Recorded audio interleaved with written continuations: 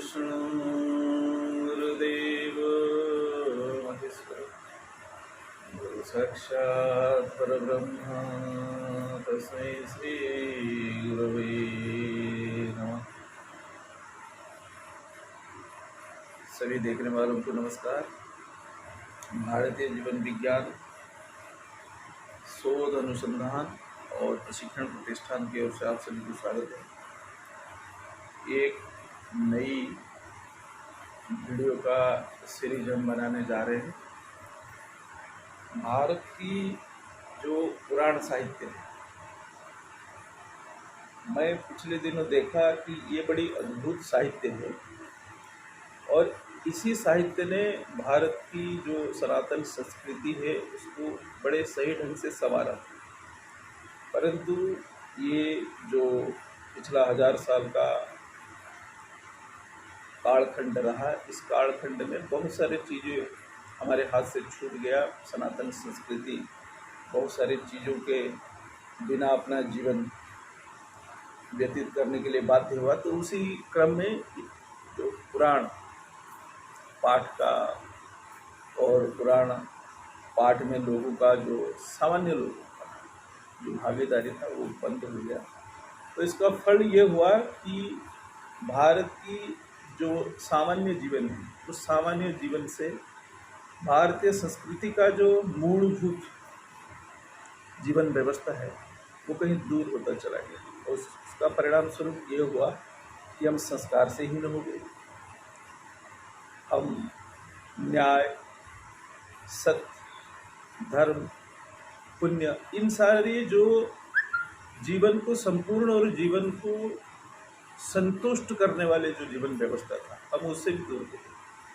तो हम कोशिश ये करेंगे कि भारत की उस जो साहित्य है, पुराण साहित्य, उसका एक परिचय हो जाए। ये जो वीडियो मैं बना रहा हूँ उसका परिचय के लिए है। हम उसको आने वाले समय में कैसे हम सभी ये चेष्टा करें, सनातनी ये चेष्टा करें कि ये जो धरोहर है, ये जो हमारी पारंपरिक विद्या है, इसको कैसे हम हमारी इस पीढ़ी तथा आने वाली जो उत्तर पीढ़ी है उन तक ये पहुंचाया जाए, इस काम में हम लगेंगे। तो पुराण की जो उद्देश्य है उसको थोड़ा हम समझ लें कि हम पुराण क्यों पढ़ें। तो भारत की जो जीवन संस्कृति है, भारत की ऋषियों ने, भारत की वैज्ञानिकों ने, भारत की जो शोधकर्ताओं ने, भारत सत्य को जो खोजने वाले लोगों ने जिस विद्या परंपरा को वेद में संग्रहित किया, उस वेद को बड़े सरल ढंग से समझाने के लिए फिर उत्तर वेद काल में, यानी वेद के जो बाद वाले समय है, उसमें क्या हुआ कि पुराण साहित्य का रचना हुआ। और ये कोई झूठी मूठी ऐसे साहित्य नहीं है कि किसी ने बैठकर सोच कर लिखा, ऐसा नहीं। ये घटना घटित हुआ है। जैसे कोई ऋषि होते हैं, वो किसी उनसे महत्तर, उनसे ज़्यादा ज्ञान रखने वाले ऋषियों के पास जाते हैं और बैठकर प्रश्न पूछते हैं कि ये जो संसार में जो दुख है, इस दुख से निकलने के लिए क्या रास्ता है।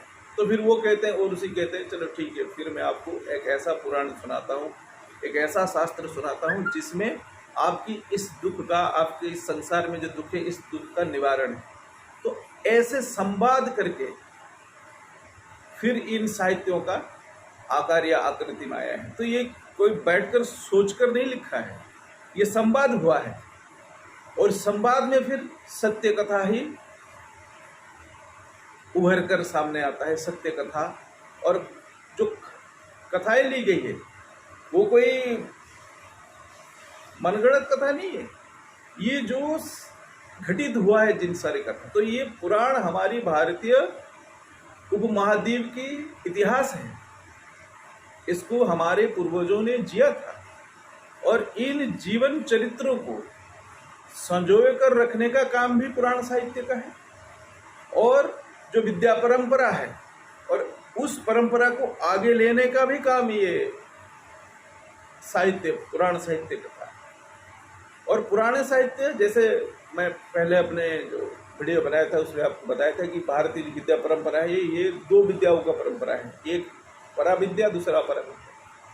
और पुराण जो साहित्य है ये दोनों का मिलन है, परा अपरा दोनों विद्याएं, धर्म विद्या और ब्रह्म विद्या, ये दोनों विद्याएं यहाँ मिली हुई है, इसको मिलाया गया है।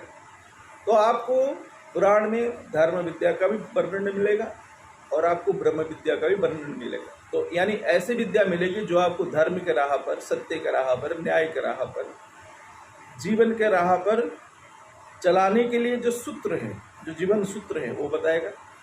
और आपको ऐसी कथाएं भी मिलेंगी जो आपको कैसे मोक्ष प्राप्त हो, कैसे आप जीवन की जो चक्रव्यूह है, जीवन की जो चक्र है उससे कैसे बाहर निकल जाए, उसकी भी आपको यहाँ विद्याएं मिलेंगी, व्यवस्थाएं मिलेंगी।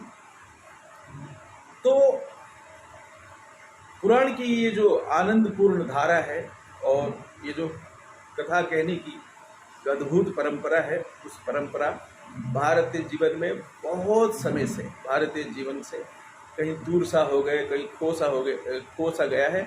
और अभी तो बहुत लोगों को ये लगता है कि इसकी और आवश्यकता नहीं है, पर इसके बिना भारतीय जो जीवन है, भारतीय जो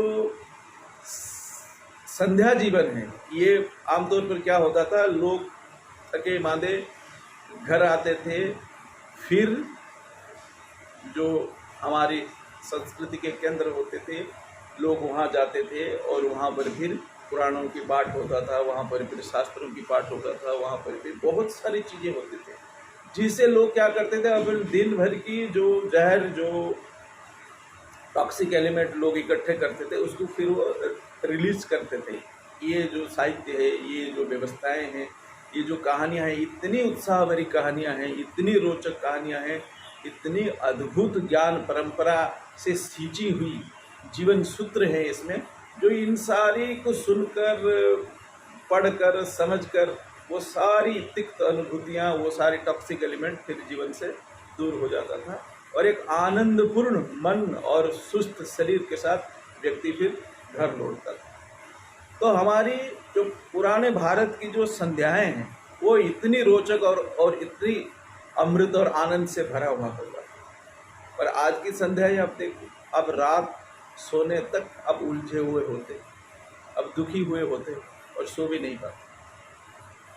तो अगर सच में अच्छे से सोना है और जीवन को आनंद और अमृत पूर्ण करना है और जीवन का जो सही उद्देश्य है उसको समझकर एक परिपूर्ण सार्थक जीवन जीना है, तो फिर इन साहित्यों की ओर हमें लौटना होगा, क्योंकि ये वो बगीचाएं हैं जो आपको जीवन की वो बहुविध विचित्र पुष्पों से, सुगंधों से, जीवन अनुभूतियों से साक्षात कराने वाली, और इससे आपका जीवन और बहुत बेहतर और महत्तर होगा। आपके जीवन में आनंद की धारा और गहन होगा और सघन होगा, इसमें कोई संदेह नहीं। तो हमारी जैसे बताया ज्ञान पर बड़े ही गंभीर और बड़े ही तार्किक जीवन परंपरा हमारे है। तो कहते हैं पुराण की 5 लक्षण होते हैं, यानी अगर आप किसी को पुराण कहते हो तो उसमें क्या होने चाहिए, तो 5 लक्षण कहते हैं। सर्गश्च प्रतिसर्गश्च वंशो मनुन्तराणि च वंशानुचरितं चैव पुराणम पंचलक्षण। पुराणों में ये 5 चीज़ें होनी चाहिए। क्या क्या? इसमें सर्ग होना चाहिए। सर्ग मतलब ये जो तत्व की कथाएं, पंच महाभूत, इंद्रिय, बुद्धि, उसका जो तत्व है, तो ये सारे तत्व अगर किसी पुस्तक में नहीं है फिर उसको पुराण नहीं कहा जा सकता। तो ये सर्ग का है। प्रतिसर्ग का क्या है? ब्रह्मा से लेकर स्थावर जंगम, मतलब बड़े से छोटे जितने भी जीव हैं सभी के बारे में जो क्रमिक सृष्टि का वर्णन है उसके बारे में अगर किसी साहित्य में या फिर किसी पुस्तक में नहीं बताया जा रहा है तो फिर वो पुराण नहीं हो सकता। वंश परंपरा, जैसे बड़ी विख्यात दो वंश हुए भारत में, एक सूर्यवंश, एक चंद्रवंश। ये जो युधिष्ठिर और अर्जुन आदि हुए वो चंद्रवंशी थे, और जो राजा राम हुए, प्रभु रामचंद्र जो राजा हुए, वो सूर्यवंशी राजा थे।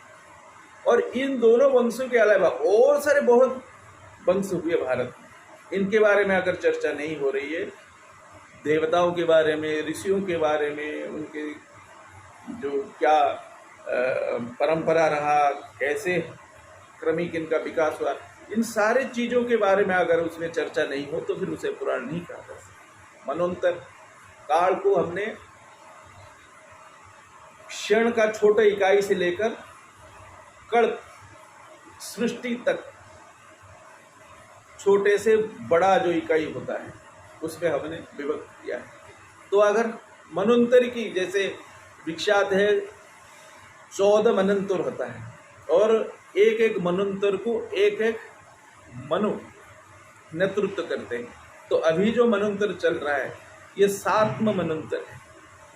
तो अगर मनवंतर की चर्चा नहीं हो रही है, काल वर्णना की चर्चा नहीं है, उनमें महर्षि कौन होता है, इंद्र कौन होते हैं, तो अगर इनकी चर्चाएं नहीं हो रही है तो फिर उसको पुराण नहीं कहा जा सकता। और वंशानुचरित, तो भारतवर्ष में जितने प्राचीन राजा हुए, जितने प्रसिद्ध लोग हुए, उन सब के बारे में चर्चा अगर नहीं हो रही है फिर उसको पुराण नहीं कहा जा सकता। तो पुराण में आपको भारत की जो पूरी इतिहास है उसको एक आनंदपूर्ण व्यवस्थित ढंग से कहने की कोशिश किया गया है। तो आशा है आप सबको, जिस उद्देश्य के लिए वीडियो बनाया जा रहा है, आप पुराण की वो कथा की ओर फिर से, भारतीय सभ्यता को फिर से सनातनियों को आना पड़ेगा, तो उनके जीवन में फिर बहुत ही आनंद आने वाला है। तो पुराणों की जो सूची है, पुराण कितने हैं, तो सामान्यतः हम 1-2 जैसे हो गया, श्रीमद् भागवत महापुराण हो गया, या शिव पुराण हो गया, या विष्णु पुराण हो गया, तो हम इन्हीं 3-4 पुराणों को जानते हैं सामान्यतः। परंतु हमारे यहाँ अष्टादश पुराण की व्यवस्था है, और इन अष्टादश पुराणों में 4 लाख श्लोक लिखे गए। अष्टादश पुराण क्या क्या है मैं बताता हूँ। जैसे पहला जो पुराण है ये ब्रह्म पुराण, और जो आखिरी पुराण है, ये जो प्रथम आदि पुराण है ये है ब्रह्म पुराण, और जो अंतिम पुराण है वो है ब्रह्मांड पुराण। और ब्रह्म पुराण से लेकर ब्रह्मांड पुराण तक जो पूरी 18 पुराण है, जिसको हम सामान्यतः महापुराण भी कहते हैं, क्योंकि ऐसे ही 18 उपपुराण भी है। तो ब्रह्मांड पुराण में श्लोक होते हैं 10,000। दूसरा जो पुराण है वो है पद्म पुराण, उसमें श्लोक होते हैं 55,000। फिर जो तीसरा पुराण है वो है विष्णु पुराण, उसमें श्लोक है 23,000। चौथा जो पुराण है वो शिव पुराण है, उसमें श्लोक है 24,000। पांचवा जो पुराण है वो भागवत पुराण है, उसमें श्लोक है 18,000। छठा जो पुराण है वो भविष्य पुराण है, उसमें श्लोक है 14,500। सातवां जो पुराण है वो है नारद पुराण, उसमें श्लोक है 25,000। आठवां जो पुराण है वो मार्कंडेय पुराण है, उसमें श्लोक है 9,000। नवा जो पुराण है वो है अग्नि पुराण, उसमें श्लोक है 15,400। 10वां जो पुराण है वो ब्रह्म वैवर्त पुराण है, उसमें श्लोक है 18,000। 11वां जो पुराण है वो लिंग पुराण है, उसमें श्लोक है कुल 11,000। 12वां जो पुराण है वो 12 पुराण, उसमें श्लोक है 24,000। 13वां जो पुराण है वो स्कंद पुराण, उसमें श्लोक है 81,100। 14वां जो पुराण है वो है वामन पुराण, उसमें श्लोक है 10,000। 15वां जो पुराण है वो कूर्म पुराण, उसमें श्लोक है 17,000। 16वां जो पुराण है उसका नाम है मत्स्य पुराण, उसमें श्लोक है 14,000। 17वां जो पुराण है वो है गरुड़ पुराण, उसमें श्लोक है 19,000। और जो 18वां पुराण है वो है ब्रह्मांड पुराण, इसमें श्लोक है 12,000। तो ऐसे करके कुल 4 लाख श्लोक है और 18 पुराण है। ठीक वैसे ही हमारे पास 18 या फिर कहीं कहीं एक प्राप्त होता है। 18 से ज़्यादा उपपुराण हैं और कुछ के नाम तो ये जो महापुराण मैंने गिनाया इनके नाम के साथ ही इनका नाम मिलता है। जैसे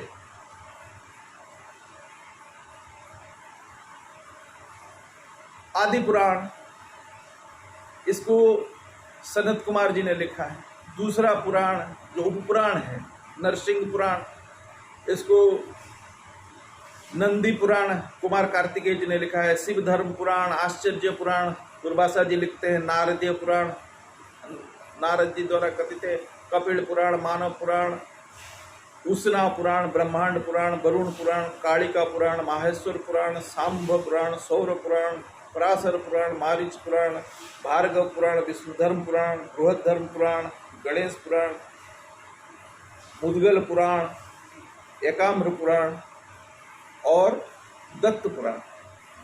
तो ऐसे बहुत ही अद्भुत साहित्य का ये संभार है और जिनमें आपको जीवन में आगे बढ़ने की, दुख से सुख में, शांति से आनंद में और गहन आनंद में जाने के लिए आपको रास्ता मिलेगा। तो ये कोई ऐसी साहित्य नहीं है जो आपके जीवन को नष्ट करने वाला है। ये ऐसे साहित्य है जो आपके जीवन को उद्धार करने वाला है। तो सच में अगर आप एक बड़े ही सुंदर और सहज जीवन चाहते हैं तो अच्छा यही रहेगा कि आप भारत की जो पुराण साहित्य है उसकी ओर थोड़ा रुचि बनाएं। मुझे पता है बहुत सारे लोग मध्य के कालखंड में या तो उनके पास समय नहीं था कि पुराणों को ठीक से समझ पाए, पढ़ पाए, तो उन्होंने अपनी वाणियों में, कथाओं में कुछ लोगों ने पुराणों की निंदा की है। तो मैं उनका निंदा कर सकता हूँ, पर ये कोई रास्ता नहीं है। हम निंदा नहीं करेंगे किसी की, पर एक बार जाके देखेंगे कि वस्तुतः जिनकी निंदा की गई है, अगर निंदा एक लोग ने किया है तो हजारों लोगों ने इसकी प्रशंसा भी की। पर हमको हजारों लोगों की प्रशंसा दिखाई नहीं देता। उस व्यक्ति ने क्यों निंदा की, एक व्यक्ति ने क्यों निंदा की, हम उसके पीछे पड़े रहते हैं। तो ये एक नकारात्मक सोच है मेरे हिसाब से। हम किसने क्या कहा उस पर ज़्यादा ध्यान ना देकर सच में उसमें क्या है जाकर देखनी चाहिए। क्योंकि बहुत लोग अपने दुकान चलाने के लिए बहुत कुछ कहते हैं, अपने करियर चमकाने के लिए, अपनी जो कथा है उसको बड़े विधिवत रूप से कहने के लिए, ढंग से कहने के लिए, और कुछ खास लोगों को खुश करने के लिए मुझे लगता है पुराणों की थोड़ी बहुत निंदा की गई है। पर वो इतने अद्भुत सत्य कथाओं से भरा हुआ साहित्य है कि इसके सामने कोई बड़े बौना और बड़े छोटे लोग हैं। तो हम ज़्यादा ध्यान नहीं देंगे उन्होंने क्या कहा है, थोड़ा जाकर देखेंगे कि इस अद्भुत साहित्य में क्या है, क्या जीवन रस, क्या अद्भुत जीवन रस इसमें है, क्या अमृत है। और ये ऐसी अमृत है जो आपके जीवन को पूर्ण कर सकते। हम आने वाले वीडियो में एक एक पुराण के ऊपर अपनी चर्चा रखेंगे। सिर्फ परिचय की बात कर रहा हूँ, थोड़ा समझने की कोशिश करेंगे कि कौन से पुराण में क्या क्या बातें हैं, क्या क्या रोचक कथाएं हैं। और फिर संभव हो सके तो आने वाले दिनों में एक एक पुराण को लेकर पूरा कथा रखने की व्यवस्था करेंगे। बहुत बहुत धन्यवाद। ओम नमः शिवाय। जय भवानी।